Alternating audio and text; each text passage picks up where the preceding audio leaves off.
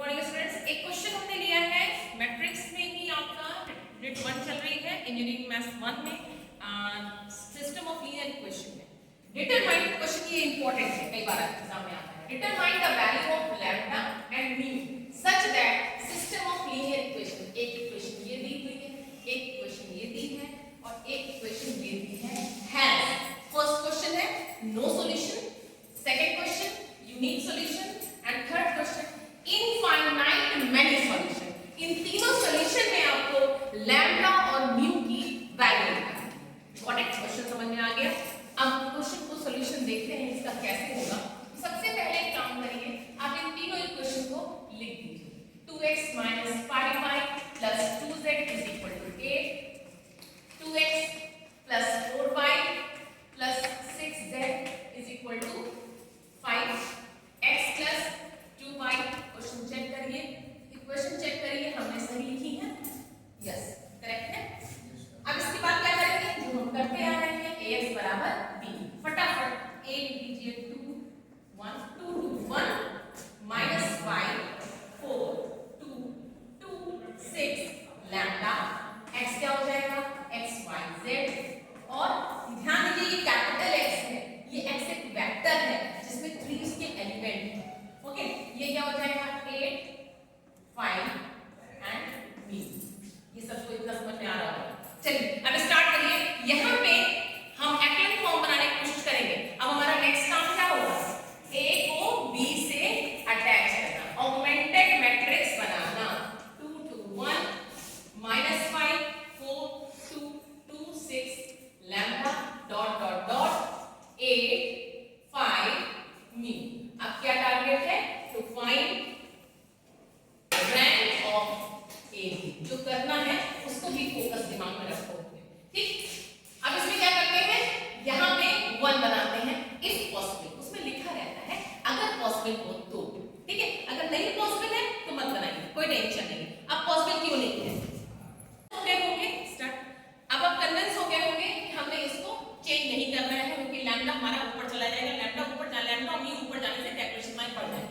तो यहाँ पे बंद नहीं करना है, कोई दिक्कत नहीं है। यहाँ पे हमारा टारगेट क्या होता है, 0 करना। कैसे 0 हो जाएगा, R2 को R1 से घटा दीजिए, तो घटा दीजिए 2 दिस, घटाइए 0 घटाया प्लस का 9, 6 में से 2 गया 4, 5 में से 8 गया 3। नेक्स्ट यहाँ पे बंद करना है, कैसे बंद होगा, यहाँ पे 0 करना है सब, तो कैसे होगा R3 = R3 - R1/2, ठीक है ना। और इसको 2 से डिवाइड कर दीजिए, तो 2 से डिवाइड करा तो क्या आएगा, माइनस ये आएगा और 2 से डिवाइड किया तो जो 8, ठीक। अब क्या करें, घटा दीजिए 0, 2 में से इसको जोड़ा तो 2 दूनी 4 5 4 9 बटे 2, सही है। जोड़ेंगे ना, जब घटा रहे हैं तो 2 माइनस माइनस प्लस हो जाएगा और 2 दूनी 4 5 4 9, ठीक। लैम्डा -1 हो जाएगा और म्यू -4 हो जाएगा। कितना हो गया, ठीक।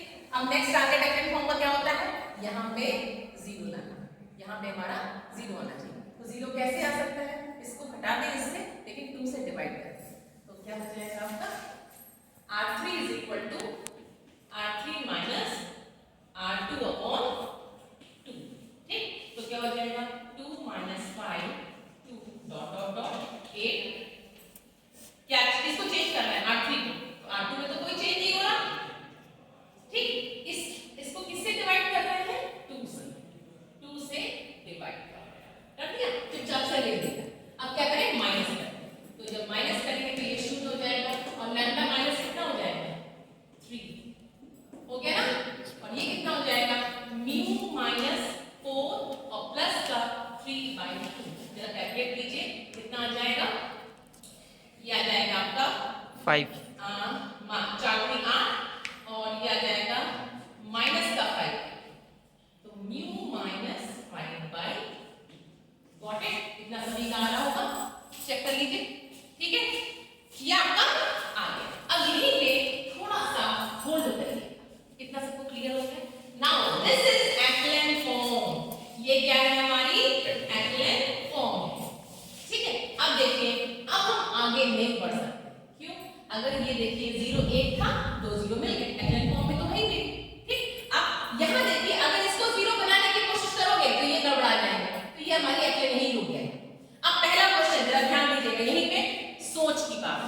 कोई प्रैक्टिस नहीं, कोई इसकी प्रैक्टिस, इसका कोई डिफाइंड रूल नहीं है, ये सोचना है। नो सॉल्यूशन, पहला क्वेश्चन क्या है? No solution. नो सॉल्यूशन में मेरा मतलब क्या होता है? नो सॉल्यूशन मतलब क्या हुआ? इनकंसिस्टेंट। सॉल्यूशन कैसा है? इनकंसिस्टेंट, मतलब कि रैंक बराबर ही ना हो। कैसी? किसके बराबर ना हो?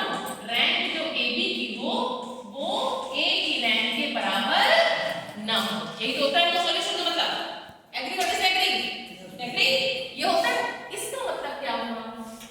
रैंक ए बी की ये है, सॉरी पूरी है, और रैंक ए की है। जरा कंडीशन लगाइए, ऐसी कौन सी कंडीशन है जिसमें दोनों रैंक बराबर नहीं होंगी? अगर लैम्डा का मान 3 रख दें तो इसकी रैंक कितनी होगी? जरा सोचिए, लैम्डा का मान 3 रख दें अगर, तो इसकी रैंक कितनी होगी? 2। बिल्कुल सही। अगर लैम्डा का मान हम 3 रख दें तो रैंक ए की होगी 2। इतनी बात समझ में आती है? और म्यू का मान एनी रख दें। अब इसको जो आप लिख रहे हैं, जो आप कर रहे हो उसको लिखो, जो आप कर रहे हो उसको लिखो, क्योंकि अभी हमें फोकस किस पे करना है। देखिए क्या करते हैं हम, लैम्डा का मान अगर 3 रखते हैं और म्यू को एनी करते हैं, तो लैम्डा 3 और म्यू एनी, एनी मतलब कोई भी नंबर, एनी मतलब कोई भी नंबर, तो लैम्डा का मान जब 3 होगा तो रैंक ऑफ ए कितनी होगी? 2 होगी ना। म्यू का मान जब कुछ भी होगा, कुछ भी को हम लोग ये भी लिख सकते हैं, कुछ भी भाई म्यू का मान कुछ भी मतलब म्यू का मान अगर हम 5/2 नहीं लेते भाई, कुछ ही तो सेट कर सकते हैं इसके। लैम्डा का मान 3 है, म्यू का मान 5/2 ना रखते, तो देखो जरा 5/2 नहीं रखोगे तो रैंक ए बी कितनी होगी? ए बी की रैंक 3 होगी। गुड, रैंक ए बी की होगी। क्यों? अगर ये 5/2 नहीं होगा तो ये 0 नहीं हो सकता ना, तो ए बी की रैंक कितनी हो गई? 3। और अगर लैम्डा का मान 3 हो गया तो ए की रैंक कितनी हो गई? 2। इस केस से देखिए दोनों की रैंक बराबर नहीं है, तो इसे बोलेंगे क्या? नो।